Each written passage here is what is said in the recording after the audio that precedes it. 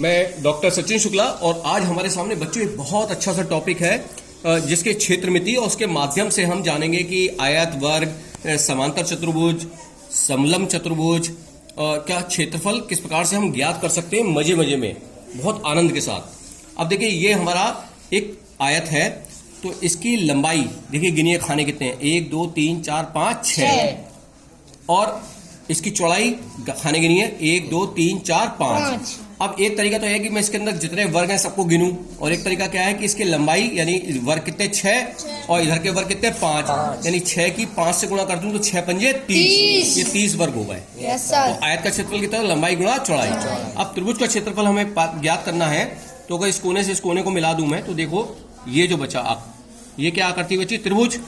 त्रिभुज क्या है, आयत की आधी। तो त्रिभुज का क्षेत्रफल कितना हो जाएगा 1/2। अब देखिए त्रिभुज के अंदर आयत में ये क्या था, लंबाई, तो लंबाई को हम क्या कहेंगे त्रिभुज में, आधार। ये नीचे जैसे जमीन पे आधार होता है, और चौड़ाई को हम क्या कहेंगे, ऊंचाई। तो त्रिभुज का क्षेत्रफल हो जाएगा 1/2 आधार गुणा ऊंचाई। अब देखिए समांतर चतुर्भुज, अगर हम आयत को, एक आयत है और उसको आयत को अगर हम इधर से धक्का देके इधर को थोड़ा सा टेढ़ा कर दें तो ये आकृति देखिए ऊपर से, तो ये आकृति जो कहलाएगी ये कहलाएगी समांतर चतुर्भुज। समांतर चतुर्भुज में आमने सामने की भुजाएं समांतर। तो अब इसका क्षेत्रफल हमें निकालना है, तो हमने देखा ये टेढ़ा है, तो जैसे कि आपने देखा हो जो कारपेंटर होते हैं वो किसी चीज को अगर टेढ़ी होती है काट उसे सही कर देते हैं, ठोक पीट के काट के, तो वो ये काम हमने करा, हमने यहाँ से ये काटा इतना हिस्सा और इसे काट के हमने इसको इधर लगा दिया। जैसे ही मैंने इस हिस्से को काट के इधर लगाया तो आप देखो ये क्या बन गया, आयत बन गया। और आयत का क्षेत्रफल कितना होता है, आधार ये बना तो समांतर चतुर्भुज है, तो लंबाई को क्या कहेंगे, आधार, और ये क्या होगा, इसकी बिल्कुल सीधी ऊंचाई।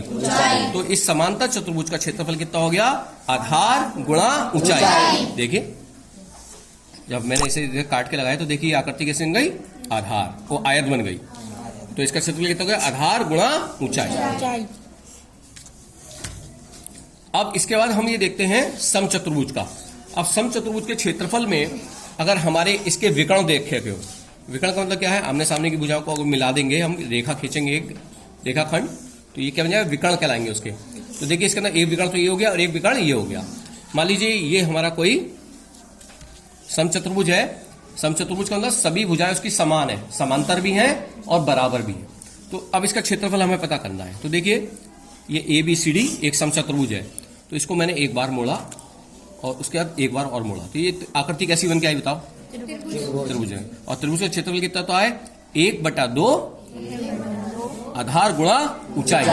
तो जब मैं इसे ध्यान से देखूंगा तो इसके अंदर देखिए खाली इसकी बात हो रही है, इस वाले की, तो इस कुल का क्षेत्रफल कितना होगा 4। ये तो 4, इसके अंदर कितने त्रिभुज हैं, 4। तो 4 तो हम लिखेंगे। इसके बाद अब खाली इसका क्षेत्रफल देख रहे हैं हम, ये जो दिख रहा है हमें, तो 1/2 आधार कितना है, OA का मतलब क्या हुआ, D1/2। इस विकर्ण को हमने D1 नाम दे दिया, इस विकर्ण को नाम D2 दे दिया है, तो D1 यानी डायगोनल कहलाता है, D हो गया D1/2, और इसकी क्या हो गया, और OB कितना हो गया, D2/2। तो 4 गुणा 1/2 गुणा D1/2 गुणा D2/2, 2 से, और इस वाले 2 से 2 दूनी 4 से 4 कट गया, तो अब क्या बचा, खाली D1 गुणा D2/2। तो यानी कि अगर हमें विकर्ण दे रखे हो तो समचतुर्भुज का क्षेत्रफल कितना होगा, 1/2 गुणा विकर्णों का गुणनफल। मान लो एक विकर्ण 8 हो, एक 5 हो, तो उसका क्षेत्रफल कितना हो जाएगा, 8 पंजे 40/2 यानी 20 हो जाएगा। तो ये था समचतुर्भुज का क्षेत्रफल। अब हमें यह आकृति देखिए, यहाँ पे है समलंब। समलंब का क्षेत्रफल क्या होता है, समलंब में क्या होता है, आमने सामने की भुजाएं समांतर तो हैं, लेकिन एक भुजा दूसरी भुजा छोटी बड़ी है आपस में, देखो ये छोटी है और ये बड़ी है। इसका क्षेत्रफल कैसे ज्ञात करेंगे, तो इसका क्षेत्रफल ज्ञात करने के लिए क्या करते हैं, इसी की आकृति के बराबर मैंने एक समलंब और ले लिया, और इसको इस प्रकार से मैंने अरेंज कर लिया। अभी आकृति क्या क्या बन गई, समांतर चतुर्भुज। और समांतर चतुर्भुज का अभी आपने क्षेत्रफल याद करा था, आधार गुणा ऊंचाई। तो अब इसका क्षेत्रफल देखिए, क्योंकि हमें तो इस पूरे का थोड़ी निकालना है, हमें तो खाली इसका निकालना है। तो इसका क्षेत्रफल के लिए पहले पूरे का निकालते हैं। पूरे का क्षेत्रफल कितना हो गया, आधार कितना हो गया, समांतर भुजाओं का योग। देखो ये और ये वाली भुजा यही तो है, समांतर भुजाओं का योग गुणा ऊंचाई। लेकिन हमें क्या करना, 1/2 आधा ही तो करना है, हमने तो पूरे का निकाला, हमें तो आधे का निकालना है ना, इसका निकालना है ना।